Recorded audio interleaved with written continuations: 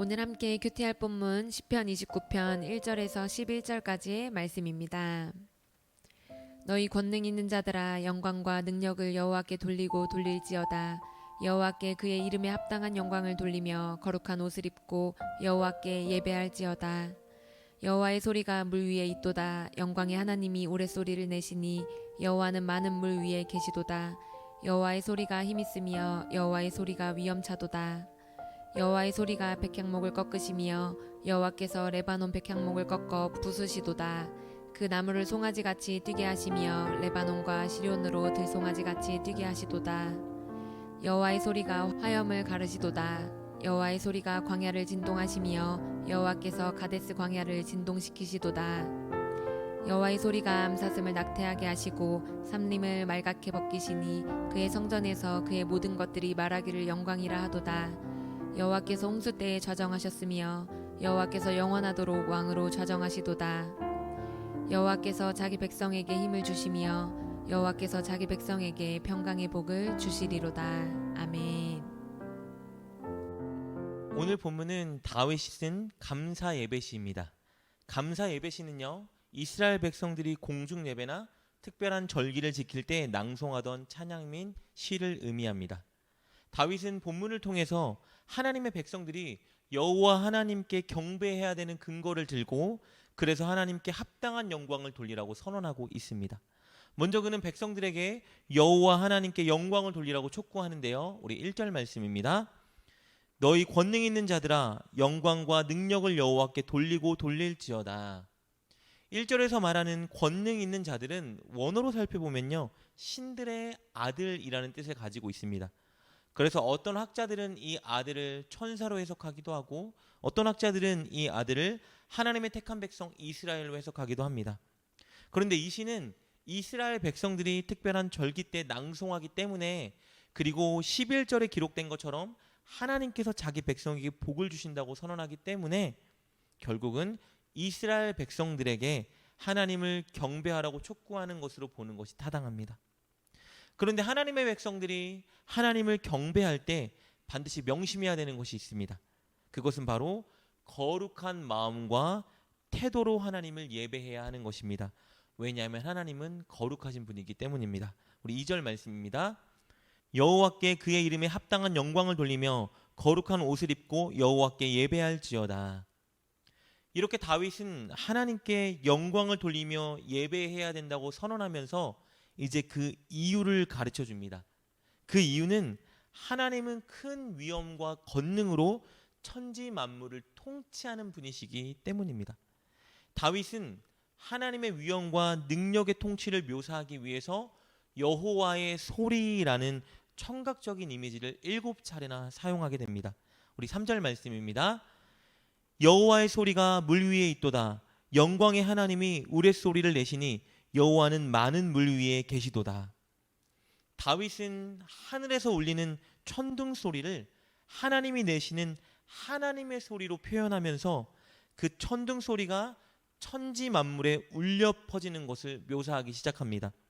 먼저 하늘의 천둥 소리가 바다 위로 울려 퍼집니다.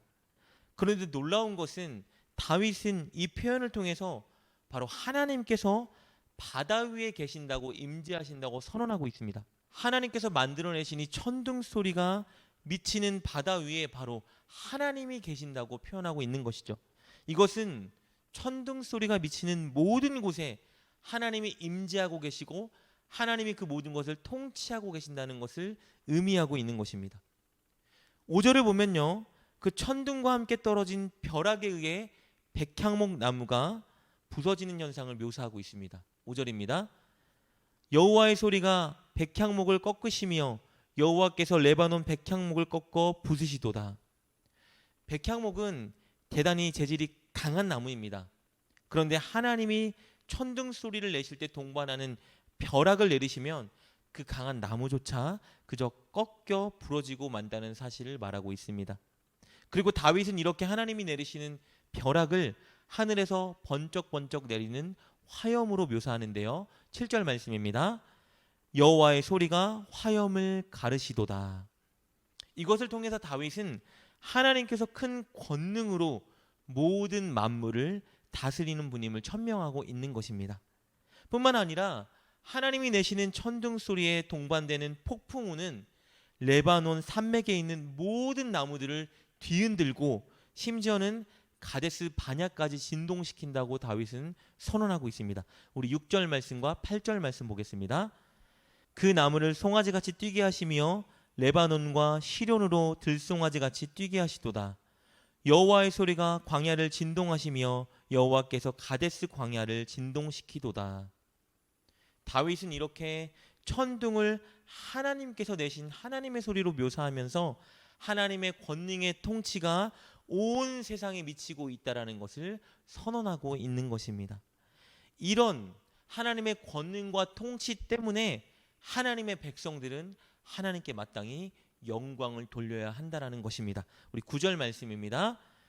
여호와의 소리가 암사슴을 낙태하게 하시고 삼림을 말갛게 벗기시니 그의 성전에서 그의 모든 것들이 말하기를 영광이라 하도다. 9절에서 말하는 그의 모든 것들은 성전에 모인 하나님의 자녀인 이스라엘 백성들을 의미합니다. 하나님의 자녀들은 권능과 위엄으로 온 세상을 통치하는 하나님께 마땅히 영광을 돌려야 한다라고 선포하고 있는 것입니다. 그러나 다윗이 이 놀라운 위대한 하나님을 경배해야 한다고 선포하는 이유는요, 단순히 하나님께서 권능으로 온 세상을 통치하는 분이기 때문만은 아닙니다. 그것은 그 위대한 하나님께서 하나님의 백성인 이스라엘 백성들의 왕이 되어 주셨고 그들에게 힘과 구원의 평강을 주시는 분이기 때문에 하나님을 더 높여 예배해야 된다라고 선언하고 있는 것입니다. 우리 10절과 11절 말씀입니다. 여호와께서 홍수 때에 자정하셨으며 여호와께서 영원하도록 왕으로 자정하시도다. 여호와께서 자기 백성에게 힘을 주시며 여호와께서 자기 백성에게 평강의 복을 주시리로다. 그렇기 때문에 이스라엘 백성들은 자신들의 왕인 하나님을 찬양해야 하는 것입니다.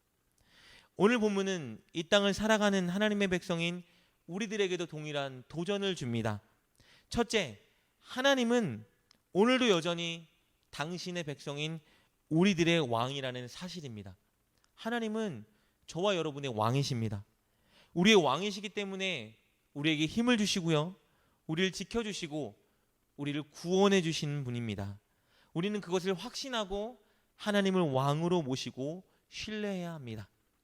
그리고 두 번째 도전은요, 그렇기 때문에 우리는 하나님께 영광을 돌리고 하나님을 경배해야 한다는 것입니다. 그러나 그냥 형식적인 예배를 드리면 안 됩니다. 우리는 2절에서 권면한 것처럼 거룩함이라는 옷을 입고 하나님을 예배해야 합니다. 세상의 가치관이나 유혹 혹은 내 감정에 따라 흔들리지 않고 오직 철저히 거룩하신 하나님의 말씀을 따라 살아감으로써 우리는 하나님을 예배해야 되는 것입니다.